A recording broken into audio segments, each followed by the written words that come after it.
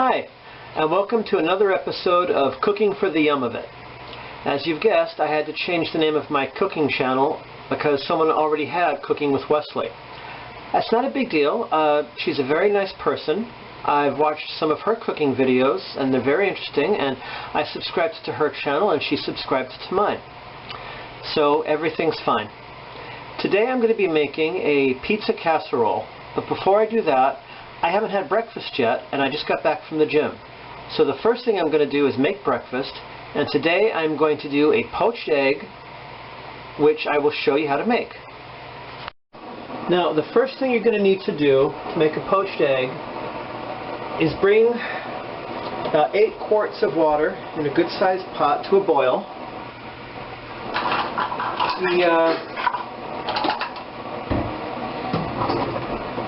Get my measuring spoon here, and you're going to want to add 2 tablespoons of white wine vinegar. This helps the egg white coagulate as it's cooking during the poaching process.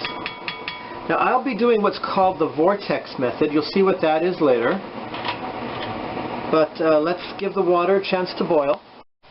Now, to do the best poached eggs possible, you're going to want to have your eggs as fresh as possible. Now, if you're like me and you don't live on a farm where you can catch the egg as it comes right out of the chicken, what you want to do is take a fine mesh sieve and crack your egg into it.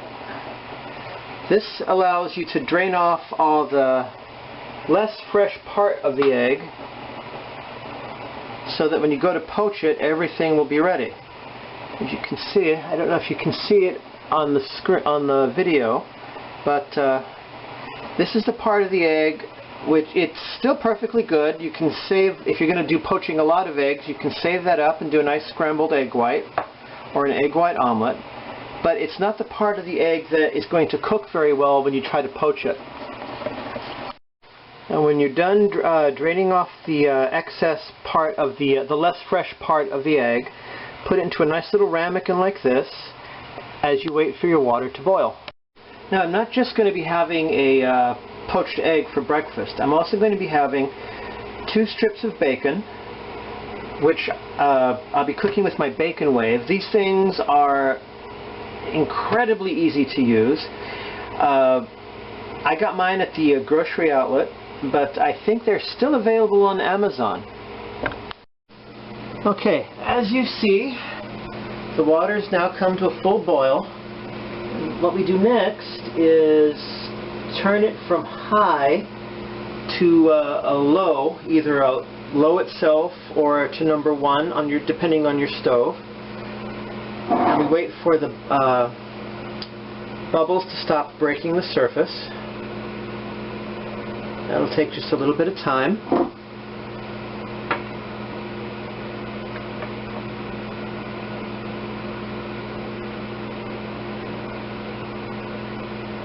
Okay, if one doesn't work, take it down a little lower.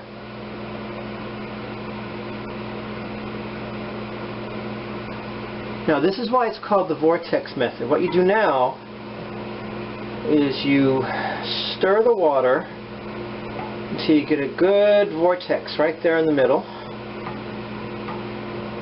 Now, you don't want to go too fast if you're using a pot this size, or the water will go over the top. But now we take our egg and we pour it right there into the middle of the vortex. Now that's going to cook for about 3 minutes. I like poached eggs. I read somewhere once that they're the healthiest way to eat eggs, and also it's one of the more popular ways of, people will always order poached eggs when they go out to eat, but they very seldom make poached eggs at home. And I can understand why. I've used my Instant Pot to poach an egg, but I'm going to stir it a little more. We want it to keep spinning there. Oh. I've used my Instant Pot to fix the poached eggs. I bought a special insert for that. But sometimes they'll tip over and then all you've got is egg water. I have a toaster that will poach eggs as you make your toast, but I'm not eating as much sliced bread as I used to.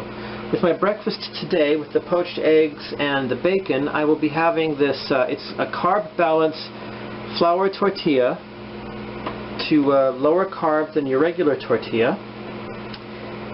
Now the bacon, I should probably start cooking it now too. I did 2 strips of bacon, which takes about 2 minutes. Now when I come back, everything will be ready and I'll show you my breakfast. Okay, the egg is done. Let's turn off the stove. Use my slotted spoon here to scoop out the egg. And my bacon's done. Now after you take out the egg, what you're going to want to do, I hope you can see this, is dab your slotted spoon onto a paper towel. That helps get rid of all the excess water. When you're done with that, oh, isn't that a gorgeous, the most beautiful poached egg you've ever seen. After that, you just gently slide it onto the plate. And here's my breakfast. Bacon wrapped in a carb-balanced flour tortilla and a poached egg, which I have seasoned with the ranch herb seasoning mix that I will also be posting the recipe for in the description below. This is my breakfast, and I'm going to go eat it now. When I come back, it'll be time to fix the pizza casserole. I'll talk to y'all later. Hi, and welcome back. It is now time to make the pizza casserole. So let me show you the ingredients I have prepped so far before we go on to the next step. Okay, here we have some mushrooms, some mozzarella cheese, pepperoni, olives, green pepper and red onion, some marinara sauce. Now I'm using Prego. You don't have to use Prego. You can use whatever your favorite brand is. I'm just using Prego. I'm going to be using some extra virgin olive oil. Of course, a large cauliflower, and as ever, salt and pepper. Okay, now the first thing we're going to need to do is set the oven at 425 degrees Fahrenheit. Let's get over here. And we want bake.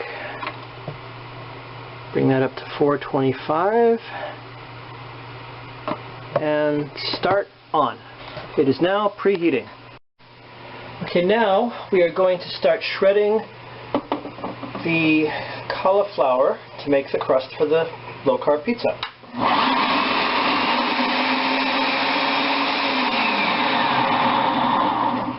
Now, I have a lot of cauliflower to shred, so I'm not going to make you watch the whole thing. If you want to try this recipe at home, and I hope you do because it's really good, you don't have to shred the cauliflower. I'm using a Vegibullet. You can either get one of these, you can shred it by hand, or if you want to take a shortcut, they sell the pre-shred cauliflower. It's in the freezer section at most grocery stores. They usually call it riced cauliflower.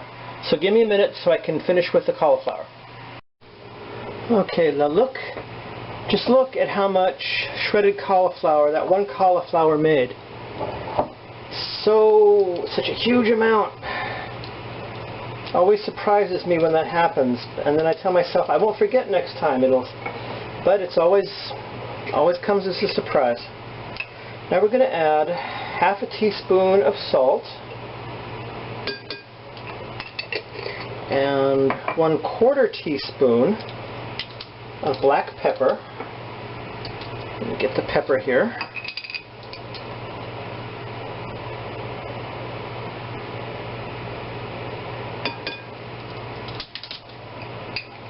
And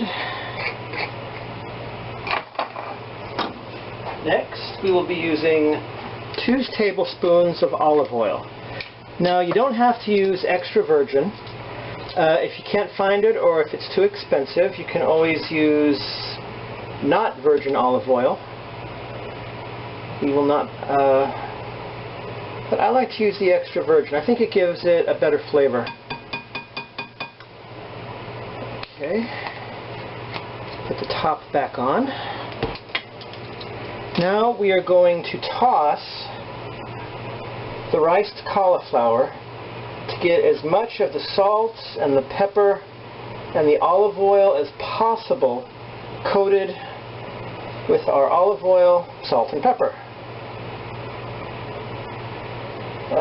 Just look at that. Okay, now give me a minute here. While you stare at that lovely riced cauliflower, I'm going to wash the bits that stuck to my hands off and get ready for the next step. And the next step is to coat your 9x13 casserole dish with some lovely non-stick spray before we pour the cauliflower in. Okay. Now we press it down nice and firm.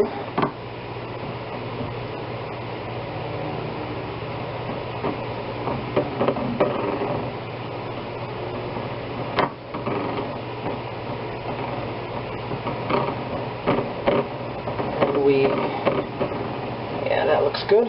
Now we go wash our hands again. This is not exactly a recipe that encourages you, or I'm sorry, not encourages, but lets you stay completely neat. Sometimes you're going to get a little bit of food on you. But, you know, that's why soap and water were invented.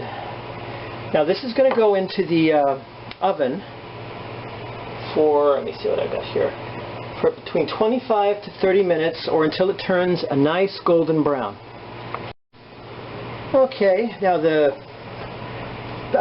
cauliflower crust is finished, and as you can see, it's a nice light bit of a tan golden brown, more pale golden, but anyway, you know what I mean. We're going to take the marinara and pour that in there, scraping to get as much of it out as we can.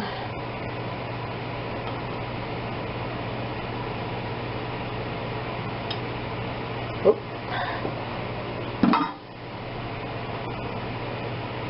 Now we...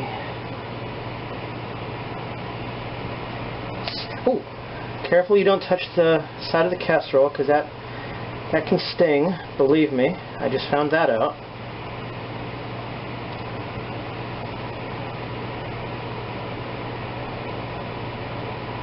Okay.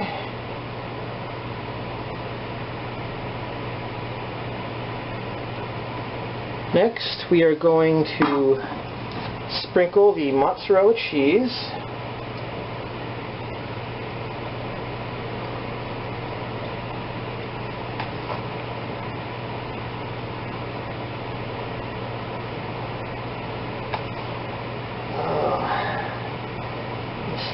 This is going to be so good.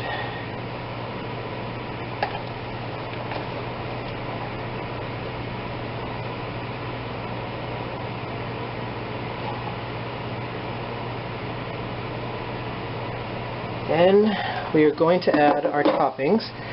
I'm using pepperoni. And before any of you ask, and I know some of you are going to, this recipe doesn't use pineapple, but once you've got the basic cauliflower crust, you can do any kind of toppings you want. I'm going to use the standard of pepperoni, mushrooms, onions, green bell pepper, and olives. I'm going to put this in here.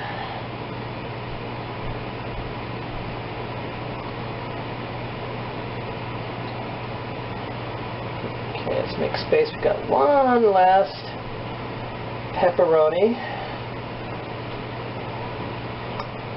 Okay. going to take our onions and bell peppers.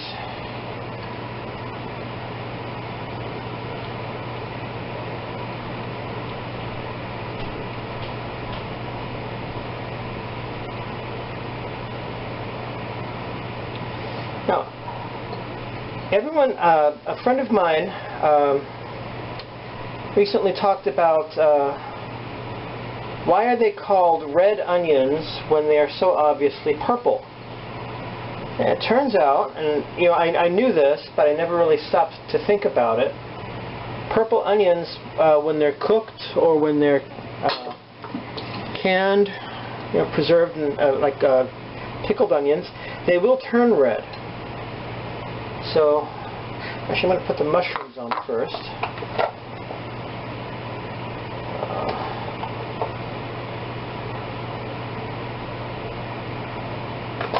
Okay.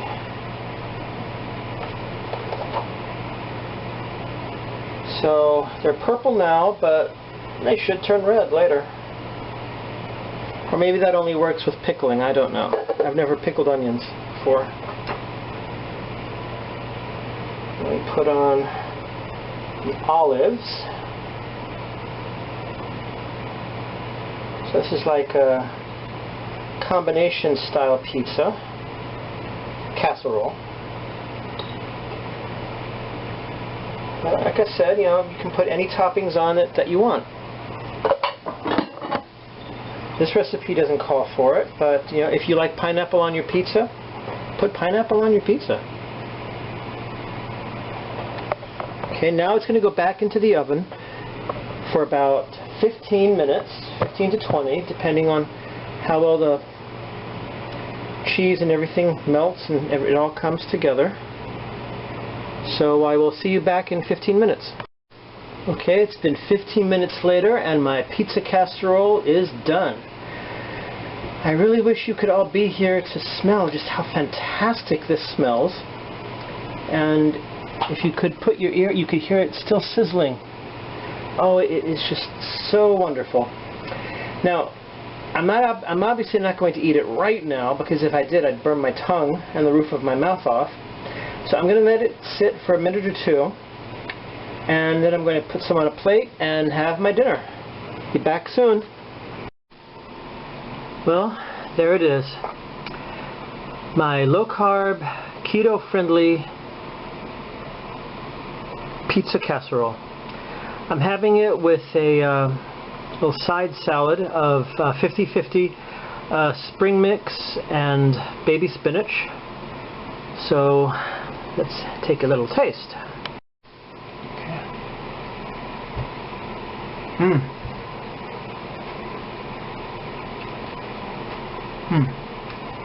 This is good. Oh, that is so good. Well, there it is. My low-carb, keto-friendly pizza casserole. I hope you get a chance to make this for yourselves soon. And until then, remember, eat and enjoy.